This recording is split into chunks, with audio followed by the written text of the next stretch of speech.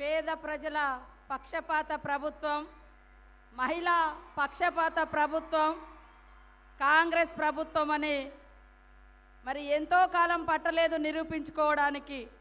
ఆనాడు ఇందిరమ్మ నుంచి ఈనాటి సోనియమ్మ వరకు మహిళల్ని అన్ని రంగాల్లో ముందుకు తీసుకొచ్చి పేదవారికి కూడు గూడు గుడ్డ ఇవి సంపూర్ణంగా ఇవ్వాలనేటువంటి లక్ష్యంతో పనిచేసేటువంటి ప్రభుత్వం మరి సీఎం రేవంత్ రెడ్డి గారి ఆధ్వర్యంలో నడుస్తున్నటువంటి ఈ ప్రభుత్వం మరి ఇవాళ అత్యంత ప్రతిష్టాత్మకమైనటువంటి కార్యక్రమం పేదలకు ఇండ్లు ఇచ్చేటువంటి కార్యక్రమం. శ్రీరామచంద్రుని గారి యొక్క ఆలయంలో మరి పెద్దలు గౌరవనీయులు మన సీఎం రేవంత్ రెడ్డి గారు ఆ యొక్క కార్యక్రమాన్ని ప్రారంభించడం కోసం మా అక్కల్ని చెల్లెల్ని అమ్మల్ని అందరినీ కూడా ఇక్కడికి ఆహ్వానించడం జరిగింది.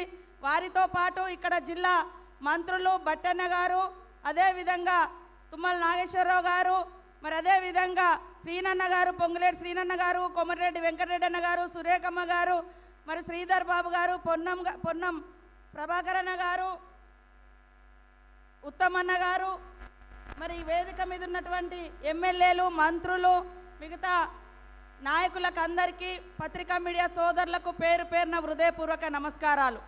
పేదల కళ్ళల్లో ఆనందం చూడడమే ఈ యొక్క ప్రభుత్వ లక్ష్యం. గత ప్రభుత్వం చూస్తే బీఆర్ఎస్ ప్రభుత్వం వాళ్ళు పెద్ద పెద్ద భవంతులు కట్టిరు తప్ప ఏ పేదలకు కూడా ఇండ్లు ఇవ్వలేదు.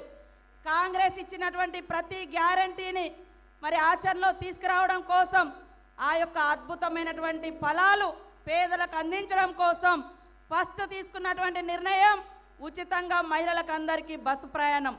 ఆ బస్సు ప్రయాణం మూలంగా ప్రతి ఇంట్లో మహిళ తన అవసరాలను తీర్చుకోవడం కోసం గతంలో టీఆర్ఎస్ ప్రభుత్వం పేదలెక్కే బస్సుల మీద విపరీతంగా రేట్లు పెంచింది. కానీ ఈనాటి ప్రభుత్వం ఉచితంగా ప్రతి ఇంట్లో మహిళలకు ఉచిత బస్సు ప్రయాణం ఇచ్చి 5-6 వేల రూపాయల భారాన్ని తగ్గించినటువంటి ప్రభుత్వం సీఎం రేవంత్ రెడ్డి గారి ప్రభుత్వం, కాంగ్రెస్ ప్రభుత్వం అని కూడా ఈ సందర్భంగా మా అక్కలకు గుర్తు చేస్తూ ఉన్నాను.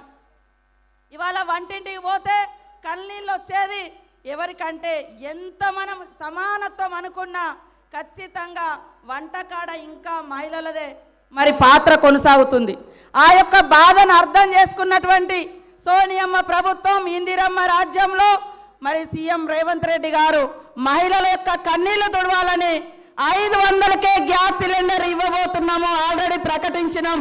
మరి దాని మూలంగా కూడా మా అక్క చెల్లెళ్ళకి అందరికి కూడా ఎంతో ఊరటనిచ్చేటువంటి కార్యక్రమం. గతంలో బీఆర్ఎస్ ప్రభుత్వం పేదలు 2 బుగ్గలు ఒక ఫ్యాన్ ఉంటే 100,000 రూపాయలు కరెంటు బిల్లులు కట్టేది. కానీ ఈరోజు 200 యూనిట్ల కరెంటు తోటి మీకు అందరికీ దాదాపుగా ఉచితంగా కరెంటు వస్తుందా లేదా, జీరో బిల్ వస్తుంది, కరెంటు భారం ఉండదు.